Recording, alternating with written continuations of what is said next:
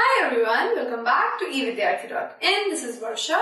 तो स्टार्ट करते हैं हमारे स्टोरी को, जो कि हमारे B.R. अम्बेडकर की स्टोरी है। और ये स्टोरी 1901 में हुई थी, इनके साथ घटित हुई थी और ये सच्ची घटना है। ये अपने भाई के साथ, बड़े भाई के साथ जा रहे थे कोरेगांव, जो कि मुंबई में है, अपने पिताजी से मिलने। ये तब 9 इयर्स के थे और जब ये उस कोरेगांव स्टेशन पे पहुंचे तो जो इनके साथ हुआ उन्होंने इस स्टोरी के अंदर बताया है। और स्टोरी से हमें पता चल रहा है कि कैसे जो इनइक्वालिटी के बेसिस पे डिस्क्रिमिनेशन हुई थी इनके साथ, वो एक छोटे से बच्चे के ऊपर क्या इम्पैक्ट डालती है। So he is our B.R. Ambedkar, जिन्होंने हमारे कॉन्स्टिट्यूशन की रचना की थी। He is known as father of constitution, Indian constitution. So let's begin the story. Story start करते हैं।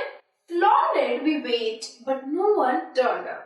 So what happens कि जब ये कोरेगांव स्टेशन पे पहुंचे तो बहुत देर वेट किया बट कोई आया नहीं। इनके जो पिताजी थे वो अच्छे पोस्ट पे काम करते थे, ड्राइवर था, तो इन्हें लगा कोई आएगा लेने के लिए, पर कोई आया नहीं। An hour elapsed and the station master came to inquire. अब क्योंकि ये लोग अच्छी तरीके से ड्रेस्ड अप थे, तो बच्चे थे, छोटे बच्चे थे, तो स्टेशन मास्टर को भी लगा कहीं लोग गुम तो नहीं हो गए हैं। तो स्टेशन मास्टर 1 घंटे बाद आया, पूछा क्या हुआ। He asked us for our tickets. पहले तो जो स्टेशन मास्टर था उसने क्या कहा कि अपना टिकट दिखाओ। फिर क्या हुआ, we showed them to him.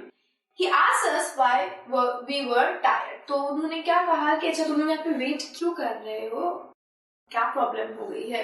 उन्होंने क्या बोला हमारे B.R. अम्बेडकर जी ने, we told him that we were bound for Koregaon and that we were waiting for father or his servant to come, but that neither had turned up and that we did not know how to reach Koregaon. सो यहाँ पे उन्होंने क्या बताया कि ठीक है, हम यहाँ पे इसलिए वेट कर रहे हैं क्योंकि हमें कोरेगांव जाना है और अपने फादर का वेट कर रहे हैं। ना तो हमारे फादर अभी तक आए हैं और ना ही उनका कोई सर्वेंट आया है और हमें नहीं पता कि कोरेगांव जाए तो जाए कैसे। What happens is नेक्स्ट देखते हैं फिर। We were well dressed children. हम बड़े अच्छे तरीके से तैयार हो रखे थे। From our dress or talk, no one could make out that we were children of untouchables. So यहाँ हमें पता चल रहा है कि हमारे B.R. अम्बेडकर एक ऐसी कम्युनिटी से बिलोंग कर रहे हैं जो कि उस वक्त अनटचेबल समझी जा रही थी। लेकिन ये जो इनका जो पहनावा था, इनकी जो बोली थी, वो बिल्कुल ऐसी नहीं लग रही थी कि ये उस सोसाइटी से बिलोंग करते हैं, उस सेक्शन ऑफ सोसाइटी से बिलोंग करते हैं। फिर क्या हुआ, Indeed the station master was quite sure we were Brahmin children and was extremely touched at the plight in which he found us.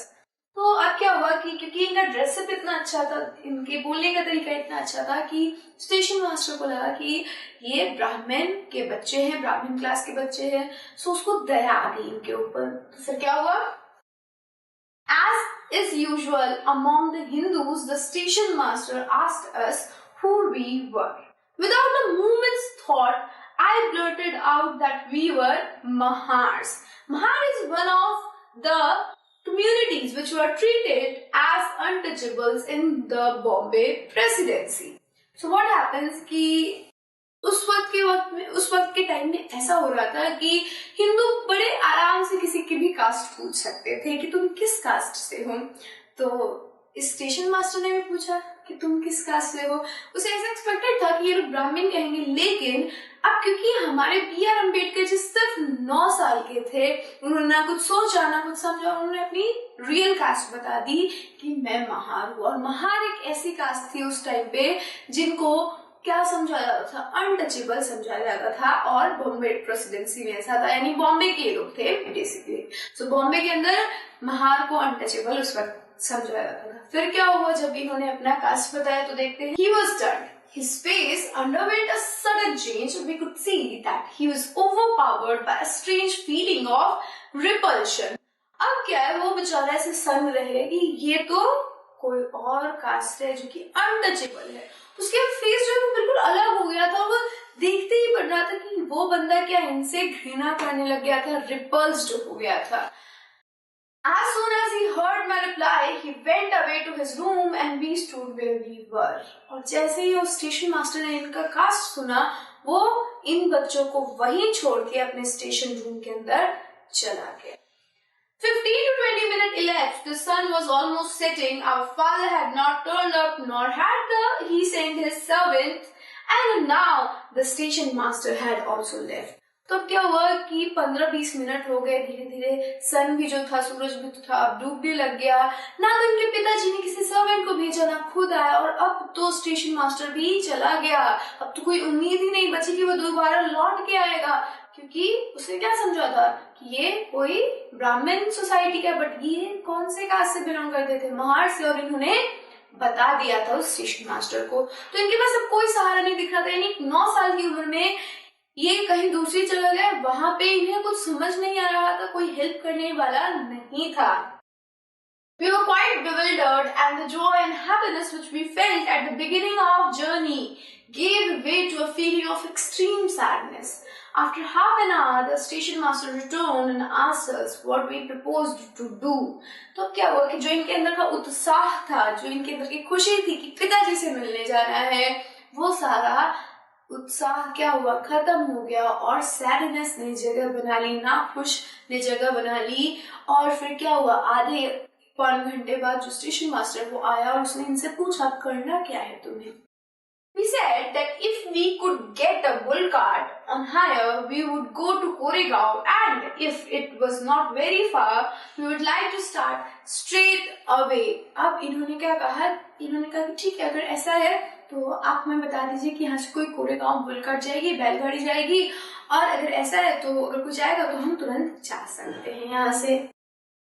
फिर क्या हुआ, there were many bull carts plying for hire. अब क्या है कि जैसे कि हर जगह पे होता है कि उस वक्त हर जगह होता है कि कुछ लोग क्या होते हैं, खड़े होते हैं स्टेशन के बाहर, ऑटो वाले, टैक्सी वाले, रिक्शा वाले, और वो क्या कर रहे थे, चला रहे थे, अरे यहाँ हो, यहाँ हो, यहाँ हो। उस वक्त क्या था, उस वक्त की गाड़ियां थी बैलगाड़ी। सो बैलगाड़ी वाले भी चला रहे थे, आओ हम तुम्हें छोड़ देंगे, तुम्हें छोड़ देंगे। तो वहां खड़े तो सभी लोग थे, बट हुआ क्या था इनके साथ वो समझिए। But my reply to station master that we were Mahar had gone round among the cartmen, and not one of them was prepared to suffer being polluted and to demean himself carrying passenger of untouchable classes. So what happened is कि bull carts थे वहां पे, जो बैलगाड़ी के लोग थे वो बुला रहे थे लोगों को, बट इनके महार होने की बात सभी तक पहुंच चुकी थी, और कोई भी जो बुल कार्ट वाला था, बैलगाड़ी वाला था, वो नहीं चाहता था कि वो अपनी गाड़ी में इनको बिठाए और अपनी गाड़ी को खराब करवाए, प्रदूषित करवाए इनकी वजह से। और अपने जो लोगों को ये लेके जाएगा, तो ये जो इन महार को लेके जाएगा तो क्या कहलाएगा ये, फिर वो खुद को डिमीन नहीं करना चाहता था। क्यों? क्योंकि वो खुद को इनसे सुपीरियर मानता था, वो नहीं चाहता था किसी इंफीरियर पर्सन को अपने गाड़ी में बिठा के लेके जाए। We were prepared to pay double the fare, but we found that money did not work. Now, यहाँ पे भी क्या दिख रहा है, pay double से, कि इनके पास पैसे अच्छे खासे थे, and still people were not ready कि वो उन्हें अपनी बैलगाड़ी में बिठाए। वो लोग डबल पे करने के लिए तैयार थे, पर कोई नहीं बिठा रहा था, just because ये किसी certain community से belong कर रहे थे। The station master, who was negotiating on our behalf, stood silent and not knowing what to do. Now, क्योंकि ये अच्छे देखने में थे, पहनावा ओढ़ावा अच्छा था, बोलने का तरीका अच्छा था, स्टेशन मास्टर को शायद थोड़ी सी दया आ गई। वो इनके लिए नेगोशिएट भी कर रहा था, पर कोई नहीं तैयार हुआ। तो स्टेशन मास्टर भी चुपचाप से खड़ा रह के देखने लग गया कि क्या करूं मैं, क्योंकि वो भी नहीं समझ पा रहा था। जस्ट बिकॉज एक इंसान महार कास्ट यानी अनटचेबल से बिलोंग कर रहा है, तो सारे के सारे बुल कार्ट्स वाले ले जाने से मना कर रहा है। So it was a very critical situation, बहुत क्रिटिकल सिचुएशन हो गई थी। आप समझ सकते हैं, इतने छोटे इंसान के साथ, इतने छोटे बालक के साथ ये व्यवहार दिखाया जा रहा है। महार जैसी कम्युनिटी, अनटचेबल्स को हम दलित के नाम से जानते हैं, और ये जो दलित शब्द है वो B.R. अम्बेडकर ने नहीं बल्कि हमारे गांधी जी ने दी थी। दलित शब्द हरिजन बोला था, हमने दलित नहीं बोला था, हमारे गांधी जी ने हरिजन कहा था। और हरिजन क्यों? क्योंकि सभी कोई को भगवान ने बनाया, हरि ने बनाया है। तो इन दलित का नाम हरिजन इसी वजह से रखा गया था, गांधी जी ने रखा था कि सबको इक्वालिटी और अपॉर्चुनिटी का अधिकार मिले। B.R. अम्बेडकर बहुत वोकल थे अपने एक्सपीरियंसेस को लेके जो कि उनके साथ सोसाइटी में हुए, और लेटर ऑन उन्होंने इसी वजह से अपना धर्म भी परिवर्तित कर लिया टू द बुद्धिज्म।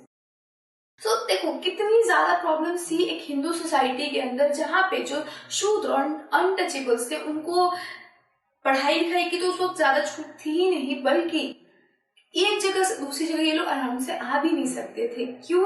क्योंकि कोई भी इंसान जो कि बैलगाड़ी या फिर जो भी कार्ड्स वाले हुआ करते थे वो लेके नहीं जाते थे, यानी इनके मूवमेंट पे भी रिस्ट्रिक्शन थी, इनके एजुकेशन पे रिस्ट्रिक्शन थी। सो ये सारी रिस्ट्रिक्शंस की वजह से आप समझ सकते हो कि ये जो हमारी सोसाइटी है, जो हमारे लोअर सोसाइटी के लोग हैं, उनके साथ क्या हो रहा है, भेदभाव, डिस्क्रिमिनेशन हुआ उस वक्त भी। और अगर हम इसको और भी कंटिन्यू करते तो ये आज तक चला आता और ये पता नहीं कहाँ खो जाते ये लोग। क्योंकि देखो आज का वक्त कैसा है, अगर आप उन्हें एक्सेप्ट नहीं करोगे, उनको और आगे बढ़ने के लिए हेल्प नहीं करोगे, so these people will go out our society and ये अपनी अलग सोसाइटी बना लेंगे। तो फिर कितना बुरा लगेगा, है कि नहीं? Because they are integral part of India. India क्या है? इन्हीं का तो इंटीग्रल पार्ट है। ये हमारे इंडिया का पार्ट है, हम इनका पार्ट है।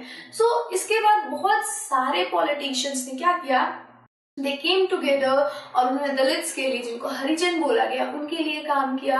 हमारी सोसाइटी में जितने भी दलित कम्युनिटी के लीडर्स थे उन्होंने अपने ओपिनियंस रखे। उन्होंने कहा कि हमारे साथ जो हुआ वो गलत हुआ और आगे फ्यूचर जनरेशन के साथ ऐसा नहीं होना चाहिए। So what our B.R. Ambedkar said, when debating those who thought the village should be the basic political unit in free India, Ambedkar famously said, इन्होंने क्या कहा कि भाई जो लोग हैं, जो लोग हमारे विलेजेस को रिपब्लिक कहते हैं, उनको ये समझना चाहिए कि विलेज एक ऐसी जगह है जहाँ पे क्या होता है, ज्यादातर आप देख सकते हो कि लोगों के साथ प्रॉब्लम्स होती है, लोगों को छोटा समझा जाता है, वहां पे नैरो माइंडनेस होती है, कम्युनलिज्म ज्यादा होता है। तो ये सारी चीजें B.R. अम्बेडकर ने विलेज के लिए कही। वो अपने एक्सपीरियंसेस पे उन्होंने कहा कि विलेज सही नहीं है, गांव की सोच सही नहीं है। क्यों?